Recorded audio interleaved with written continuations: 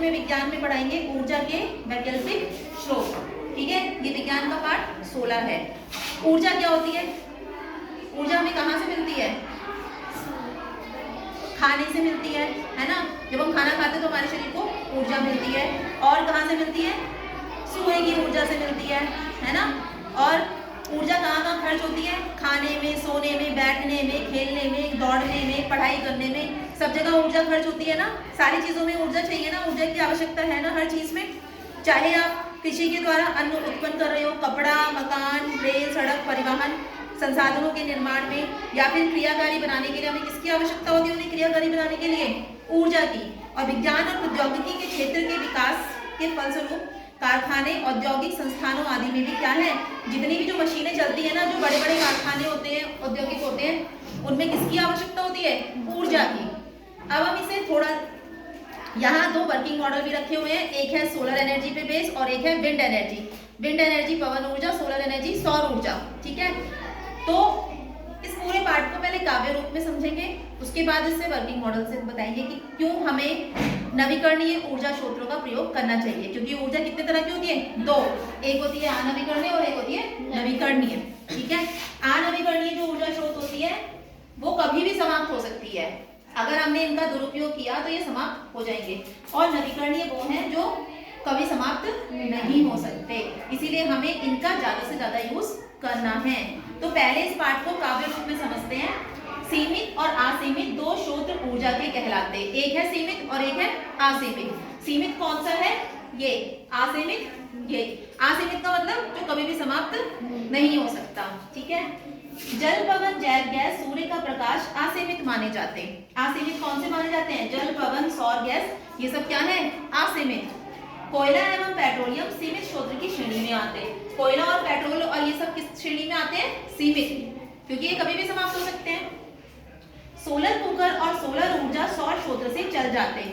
Solar cooker और solar ऊर्जा ये किससे चलते हैं? सूर्य की ऊर्जा से चलते हैं। ठीक है, सौर जल ऊष्मक अनाज, फल, सब्जियों को सुखाते हैं। जो सौर जल ऊष्मक का प्रयोग हम अनाज और सब्जियों को सुखाने में कर सकते हैं। पवन ऊर्जा के मिल विद्युत उत्पादन में काम में आते। जो पवन ऊर्जा होती है उसका उपयोग हम किस में कर सकते हैं?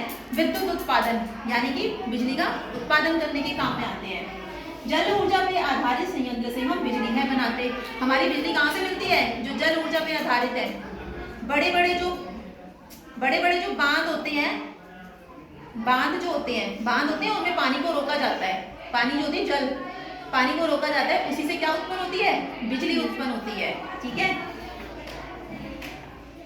जैविक पदार्थों को अपशिष्ट बायोगैस भी हम बनाते हैं। जो जैविक पदार्थ होते हैं, जब हम तुम्हें कहते हैं खाद बना लो, बायोगैस, बायोगैस जो होती है वो अपशिष्ट पदार्थों से बनाई जाती है। ठीक है, जनसंख्या वृद्धि एवं उपयोग से ऊर्जा मांग है बढ़ती जाती है। अब क्या हो रहा है? जनसंख्या वृद्धि लगातार बढ़ रही है, हमारी भारत की जनसंख्या लगातार बढ़ रही है, और हमें क्या चाहिए? ऊर्जा। हर किसी को ऊर्जा की आवश्यकता है भाई। वो गाड़ी बिना पेट्रोल डीजल के चला नहीं सकता, खाना बनाने में भी सब ऊर्जा लग रही है तुम्हारी। ठीक है, बिजली उत्पादन में भी चाहिए ऊर्जा, हर चीज में ऊर्जा की आवश्यकता है। और जनसंख्या क्या हो रही है? बढ़ती जा रही है। जनसंख्या बढ़ रही है, लोगों की संख्या बढ़ रही है, लोगों को अपनी आपूर्ति पूरी करने के लिए, अपनी पूर्ति को पूरा करने के लिए किसकी आवश्यकता है? ऊर्जा की आवश्यकता है। खाना बनाएगा ऊर्जा से, बिजली अगर चाहिए तो भी ऊर्जा की आवश्यकता है ना। अगर हमें कहीं जाना है तो भी ऊर्जा चाहिए, हर जगह ऊर्जा लग रही है ना। ऊर्जा संकट बढ़ता जाता है, समस्या तेजी से बढ़ती जाती है। इससे क्या होगा? जनसंख्या तेजी से बढ़ रही है तो ऊर्जा का संकट बढ़ रहा है। ठीक है, ऊर्जा अपव्यय को हम रोके, करें ऊर्जा का संरक्षण, मांग घटेगी, ऊर्जा बचेगी और बचेगा भी आपका धन। अगर आप अपनी ऊर्जा के अपव्यय को, बाई चांस आप इस कमरे में नहीं बैठे हो तो आपको बिजली पंखा बंद करके जाना चाहिए। आप अननेसेसरी पंखा चल रहा है तो बिजली खर्च हो रही है ना, तो ऊर्जा के अपव्यय को हमें रोकना है, तभी हम उसकी मांग भी घटेगी, ऊर्जा बचेगी और बचेगा आपका भी धन। ठीक है, ये था इसका काव्य रूप। अब ये दो वर्किंग मॉडल है और ये किस ऊर्जा पे से ऊपर संबंधित है? नवीकरणीय ऊर्जा पे बेस है। एक है wind energy based rice mill है और एक है solar energy based wireless power transmission से ई व्हीकल को चार्ज करना। कोई भी जैसे गाड़ियां होती हैं, आपके पास गाड़ियां, आप तो इलेक्ट्रिक वाली गाड़ियां चलने लग गई हैं, इलेक्ट्रिक गाड़ियों को भी आप सौर ऊर्जा से चार्ज कर सकते हैं। बिजली का खपत क्या होगी? इससे कम होगी, हम बिजली अपनी बचा सकते हैं अगर हम सौर ऊर्जा का सीधे सीधे प्रयोग करेंगे। गाड़ी होती है, गाड़ी के अंदर कॉइल लगी होती है, एक कॉइल जो आपके सोलर स्टेशन होंगे वहां लगी होगी, जैसे ही गाड़ी उसके ऊपर जाएगी गाड़ी चार्ज होना स्टार्ट हो जाएगी। ठीक है, उस गाड़ी के अंदर क्या लगी होनी चाहिए, एक कॉइल लगी होनी चाहिए कॉपर की, उसी से वो चार्ज होना शुरू होगी जब वो इसके ऊपर जाएगी। और किसका उपयोग हो रहा है, सौर एनर्जी का। ठीक है, ये है विंड एनर्जी वाला, पवन ऊर्जा। ये राइस मिल है, इसे हम अपने हाथ से, और इसमें एक पंखा भी लगा होता है, तो उससे हम क्या कर सकते हैं, चावल पीस सकते हैं, है ना।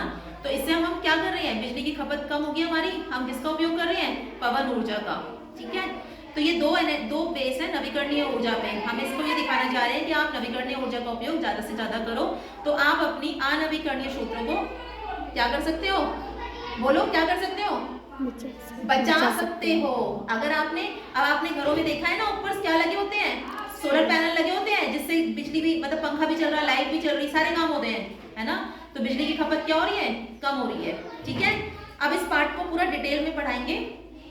अभी आपको काफी हद तक इसमें समझ में आ गया होगा कि इसमें ऊर्जा के स्रोतों के बारे में ही बताया जा रहा है।